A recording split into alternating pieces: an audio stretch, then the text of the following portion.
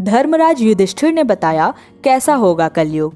नमस्कार दोस्तों, आपने अभी तक बहुत सारी वीडियोस में देखा होगा कि युधिष्ठिर ने क्या बताया है, लेकिन आज हम आपको बताने वाले हैं कि आखिर जिस युग में हम सब जी रहे हैं यह कलयुग कैसा होगा। हस्तिनापुर के राज्य में युधिष्ठिर के द्वारा युद्ध हारने के कारण सभी पांडवों को दंड स्वरूप 12 वर्ष का वनवास और 1 वर्ष का अज्ञातवास प्राप्त हुआ था। किसी तरह 12 वर्ष का वनवास समाप्त होने पर पांडव ऐसे स्थान की तलाश कर रहे थे जहां पर उन्हें कोई पहचान न सके। उसी समय जंगल के ऊपर से शनिदेव गुजर रहे थे। शनिदेव की नज़र पांडवों पर पड़ी। शनिदेव पांडवों से परीक्षा लेने का विचार करते हैं और पता लगाना चाहते थे कि 5 पांडवों में सबसे ज़्यादा बुद्धिमान कौन है।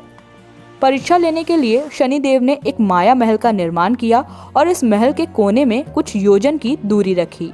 अचानक से भीम की नज़र माया महल पर पड़ी और इतना सुंदर महल देखकर भीम का मन उसके अंदर जाने के लिए आतुर हो गया। अपने भ्राता युधिष्ठिर से आज्ञा लेकर भीम महल के समीप पहुंच गए। भीम अंदर जाने के बारे में सोच ही रहा था, तभी देखता है कि महल के दरवाजे पर शनिदेव पहरेदारी कर रहे थे, जो भीम को महल के अंदर जाने से रोक देते हैं और भीम से कहते हैं, महल के अंदर जाने की कुछ विशेष शर्तें हैं। अगर तुम मेरी शर्तें मान लोगे तभी महल के अंदर जा सकोगे। शनिदेव ने अपनी शर्तें भीम को बताईं, जो कुछ इस प्रकार से हैं। पहली शर्त, महल के 4 कोनों में से तुम केवल एक ही कोना देख सकोगे। दूसरी शर्त, तुम महल के अंदर जो कुछ भी देखोगे उसका अर्थ तुमको मुझे समझाना होगा। तीसरी शर्त, अगर तुम मुझे उसका अर्थ नहीं बता पाए तो तुमको बंदी बना लिया जाएगा। भीम शनिदेव की सभी शर्तों को स्वीकार कर लेते हैं और अंदर प्रवेश कर जाते हैं। इतना ही नहीं दोस्तों, भीम महल के अंदर जाते हैं और जो कुछ भी देखते हैं उनकी समझ में कुछ नहीं आता। शनिदेव के द्वारा भीम को बंदी बना लिया जाता है।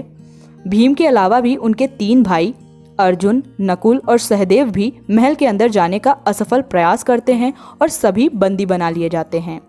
जब काफ़ी देर तक चारों भाई नहीं आए तो युधिष्ठिर को उनकी चिंता सताने लगी और युधिष्ठिर द्रौपदी को लेकर महल के पास जाते हैं। युधिष्ठिर दरबान से अपने भाइयों के बारे में पूछते हैं तो वे बताते हैं कि महल में जाने की कुछ शर्तें थीं जिसे वह सब हार चुके हैं, इसलिए वे बंदी बना लिए गए हैं। शर्तों को स्वीकार करके युधिष्ठिर और द्रौपदी महल के अंदर अपने चारों भाइयों के पास जाते हैं। सभी बंदी बने भाइयों से मिलने के बाद युधिष्ठिर ने सबसे पहले भीम से पूछा, बताओ तुमने अंदर क्या देखा। भीम ने बताया कि मैं महल के अंदर 3 कुआं देखा, जिसमें एक कुआं बड़ा है और 2 छोटा है। जब बड़े कुएं का पानी उछलता है तब दोनों छोटे कुएं भर जाते हैं, लेकिन जब दोनों छोटे कुएं का पानी उछलता है तो बड़े कुएं का पानी आधा ही रह जाता है। तभी युधिष्ठिर ने भीम को समझाया कि हे भाई, इसका मतलब यह है कि एक पिता 2 बेटे का पेट भर देता है, लेकिन 2 बेटे मिलकर एक पिता का पेट नहीं भर पाते हैं।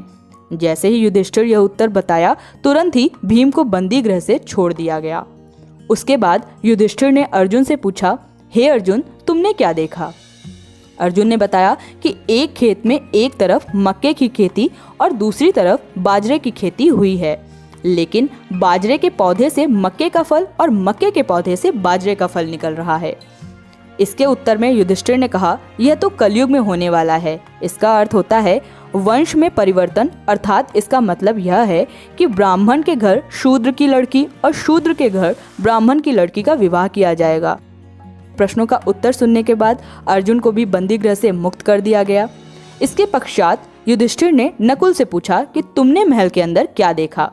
नकुल ने बताया कि हमने महल के अंदर देखा कि सभी सफ़ेद गाय अपनी बच्चियों के साथ टहल रही थीं और जब गाय को भूख लगती है तो वह बच्चियों का दूध पीने लगती हैं, जो कि बिल्कुल अनोखा दृश्य था। युधिष्ठिर कहते हैं, इसका अर्थ है कलयुग में माताएं अपनी बेटी के घर रहकर उन्हीं का अन्न खाएंगी, क्योंकि बेटे माँ बाप को छोड़ देंगे, उनकी सेवा नहीं कर पाएंगे। युधिष्ठिर से उत्तर मिल जाने के कारण नकुल को भी बंदी गृह से छोड़ दिया जाता है। आखिरी में युधिष्ठिर ने सहदेव से पूछा, तुमने माया महल के अंदर क्या देखा। सहदेव कहता है कि मैंने सोने के एक बड़े से सिले को चांदी के सिले पर टिका हुआ देखा, जो बार बार हिल रहा था, लेकिन वह गिर नहीं रहा था। तभी युधिष्ठिर ने सहदेव से कहा कि कलयुग में पाप हमेशा धर्म को दबाता रहेगा, लेकिन उसके बाद भी धर्म समाप्त नहीं होगा। यह अर्थ सुनकर सहदेव को भी मुक्त कर दिया गया। तो दोस्तों इस प्रकार से शनि देव ने जाना कि पांचों पांडवों में से सबसे ज्यादा शक्तिशाली और बुद्धिमान युधिष्ठिर था। उन्होंने जो भी उत्तर दिया कलयुग में वो सब सच हो रहा है। दोस्तों आप कमेंट बॉक्स में हमें बताइए कि कलयुग में मनुष्य का उद्धार कैसे होगा। मिलते हैं अब अगले वीडियो में एक नई कहानी के साथ, तब तक के लिए नमस्कार।